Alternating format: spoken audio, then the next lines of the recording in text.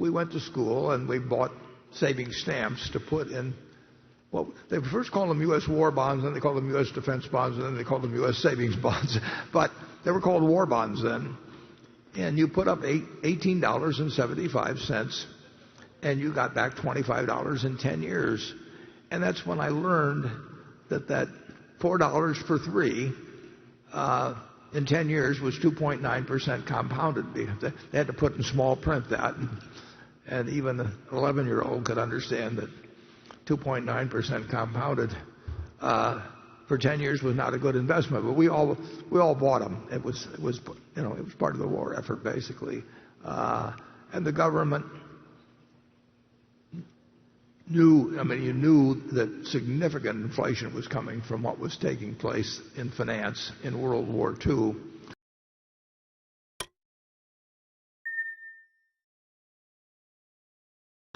Good morning.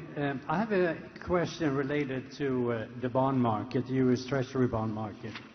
My name is Ole Larsen. I live in the San Francisco Bay Area, and I never worked in the financial industry. I started out buying penny mining stocks on the Vancouver Stock Exchange, and then a decade later I got married, and my wife convinced me to buy Berkshire shares. That was probably a good decision. So my question is,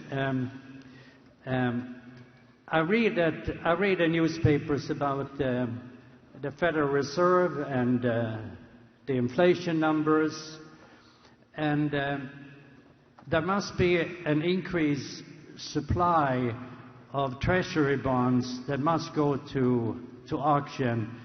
And my question is, what do you expect that to impact yield or interest rate?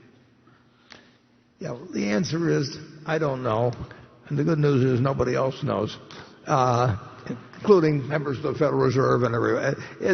There are a lot of variables in the picture, and the one thing we know is we think that long-term bonds are a terrible investment, and we at current rates or anything close to current rates. So basically all of our money that is waiting to be placed is in Treasury bills that I think have an average maturity of 4 months or something like that at most. The rates on those have gone up lately, so that in 2018, my guess is we'll have at least $500 million more of pre-tax income than we would have had from the bills last year.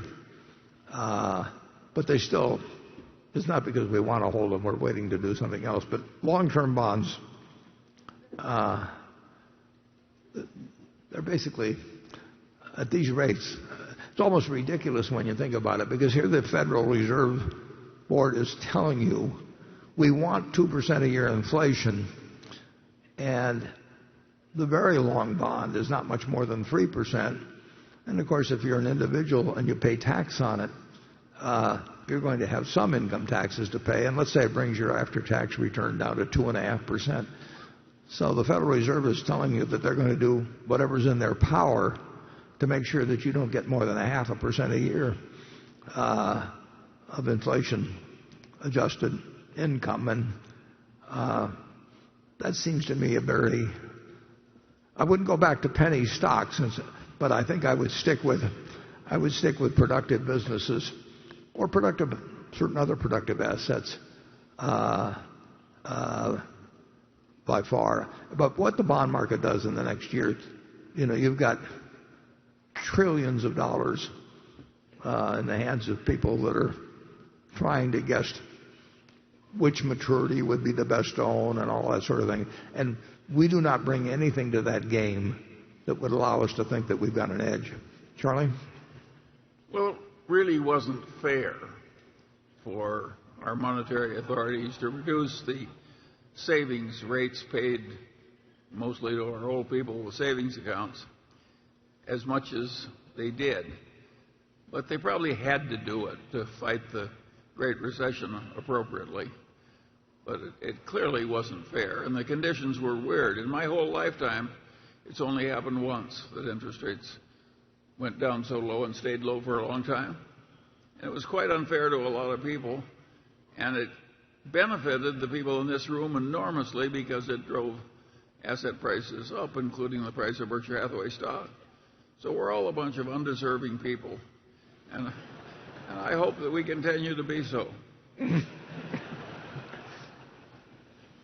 At the time this newspaper came out in 1942, the government was appealing to the patriotism of everybody. As kids, we went to school and we bought savings stamps to put in. Well, they first called them U.S. war bonds, then they called them U.S. defense bonds, and then they called them U.S. savings bonds. But they were called war bonds then. And you put up $18.75, and you got back $25 in 10 years. And that's when I learned that $4 for 3 in 10 years was 2.9% compounded. They had to put in small print that. And even an 11-year-old could understand that 2.9% compounded for 10 years was not a good investment. But we all bought them. It was part of the war effort basically, and the government knew. You knew that significant inflation was coming from what was taking place in finance in World War II. We actually were on a massive Keynesian type behavior, not because we elected to follow Keynes, but because war forced us to have this huge deficit in our finances, which took our debt up to 120% of GDP. And it was the great Keynesian experiment of all time, and we backed into it, and it sent us on a wave of prosperity like we've never seen. So you get some accidental benefits sometimes. But the United States government then was urging every citizen to put their money into a fixed dollar investment at 2.9% compounded for 10 years. And I think Treasury bonds have been unattractive ever since, with the exception of the early 80s. That was something at that time. You really had a chance to buy.